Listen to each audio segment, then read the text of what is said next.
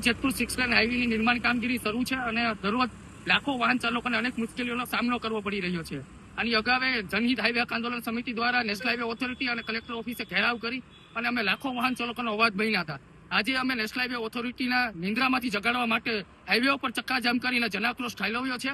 કારણ કે ગઈકાલે જૂનાગઢમાં કેન્દ્રીય મંત્રી શિવરાજસિંહ ચૌહાણને આ હાઈવેનો કડવો અનુભવ થતા તેમને માર્મિક ટકોર કરી છે. ત્યારે રાજકોટના સ્થાનિક ચૂંટાયેલા પ્રતિનિધિઓ, સાંસદો અને ધારાસભ્યો આ બાબતે કેમ કાંઈ નથી બોલતા?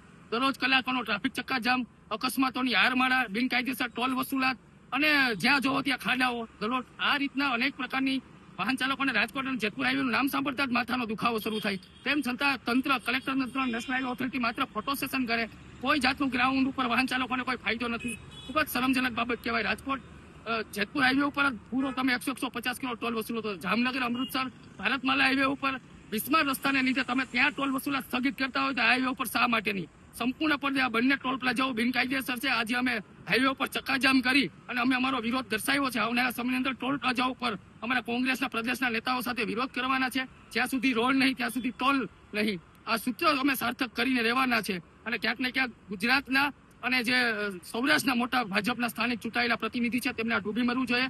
ડબલ એન્જિન કહેવાતી સરકાર આની મોટી નિષ્ફળતા કહી શકાય. સેટેલાઇટ ઉપરથી વાતો કરનારા કે સ્પેસ ટેકનોલોજીનો ઉપયોગ કરીશું લોકસભાની અંદર બહુ સુફિયાની વાતો કરે નીતિન ગડકરીજી. એકવાર રાજકોટ જેતપુર હાઈવે ઉપર આવીને દેખાડો તમે સ્પેસ ટેકનોલોજીથી આ હાઈવેની સ્થિતિ જોવો. ખાડા ઉપર હાઈવે છે, હાઈવે ઉપર ખાડા નહીં હોય.